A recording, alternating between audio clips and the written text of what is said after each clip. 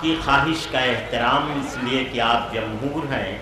جناب طاہر فراز بہت نرم و نازک لہجے کے ایک ایسے شاعر جو غزل کہہ دیں تو ساری شاعری کا رس اس میں سمو اٹھے، اور اگر گیت کہہ دیں تو پوری ہندوستانی زندگی اس میں رقص کرنے لگے. جناب طاہر فراز رامپوری سے گزارش ہے کہ وہ اپنے کلام سے نوازیں. جناب. السلام علیکم.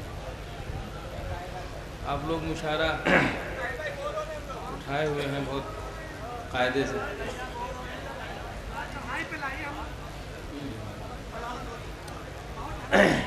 ایک مطلع اور ایک شعر آپ کی خدمت میں پہلے حاضر کرتا ہوں. ہاں طاہر بھائی.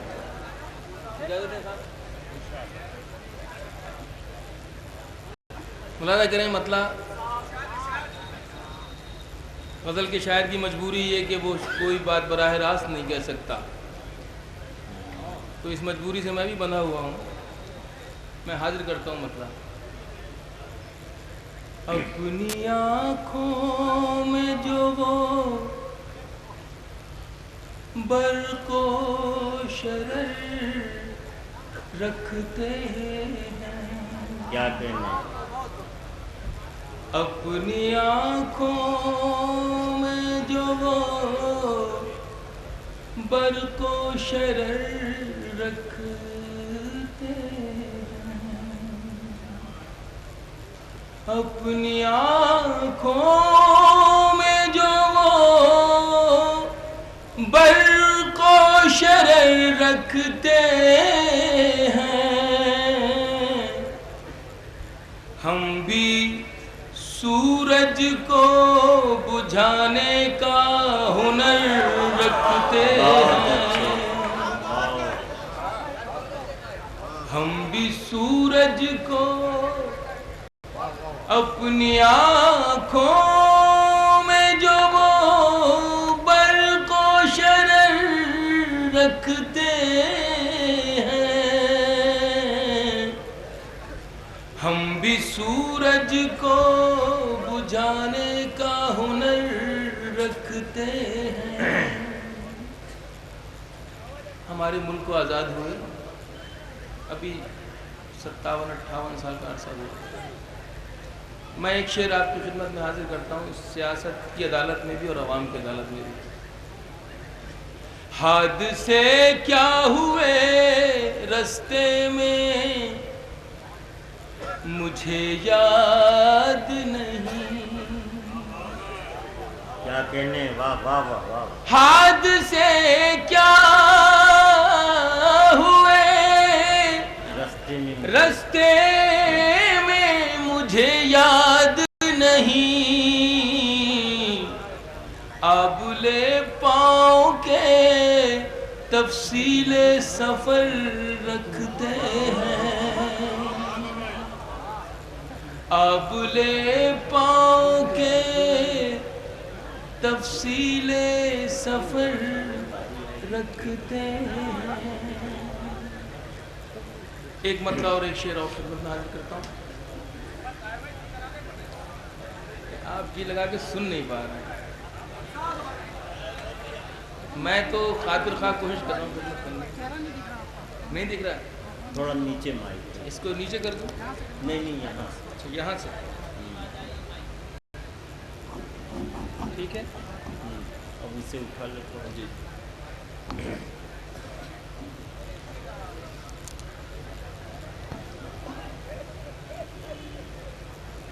آنکھوں میں آنسوؤں کی جگہ اب رہے گا کون، بہت اچھا.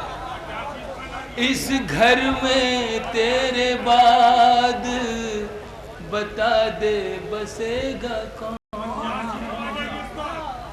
آنکھوں میں آنسوؤں کی جگہ اب رہے گا کون، اس گھر میں تیرے بعد بتا دے بسے گا کون.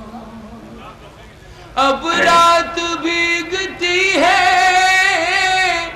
چلو گھر کی راہ لیں، لیکن وہاں بھی اپنے علاوہ ملے گا کون؟ لیکن وہاں بھی بہت اچھے طاہر بھائی، واہ واہ واہ۔ آنکھوں میں آنسوؤں کی جگہ اب رہے گا کون؟ اس گھر میں تیرے بعد بتا دے بسے گا کون؟ اب رات بھیگتی ہے چلو گھر کی راہ لیں، لیکن وہاں بھی اپنے علاوہ ملے گا کون؟ لیکن وہاں بھی اپنے علاوہ ملے گا کون؟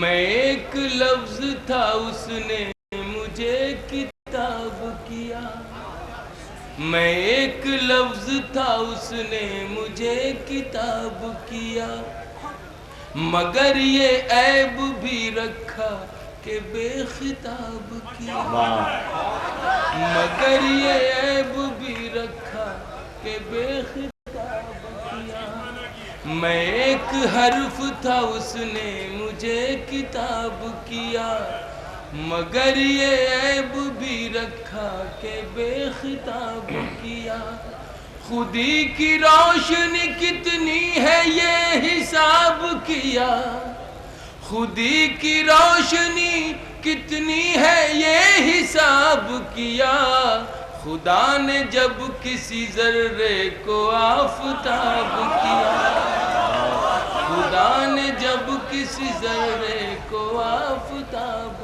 کیا، خودی کی روشنی کتنی ہے یہ حساب کیا، خدا نے جب کسی ذرے کو آفتاب کیا، اداس ہو گئے کتنے ہی منتظر صحرا، اداس ہو گئے کتنے ہی منتظر صحرا، اداس ہو گئے، اداس ہو گئے کتنے ہی منتظر صحرا، جو میں نے اپنے لیے گھر کا انتخاب کیا، جو میں نے اپنے لیے گھر کا انتخاب کیا، اداس ہو گئے کتنے ہی منتظر صحرا، جو میں نے اپنے لیے گھر کا انتخاب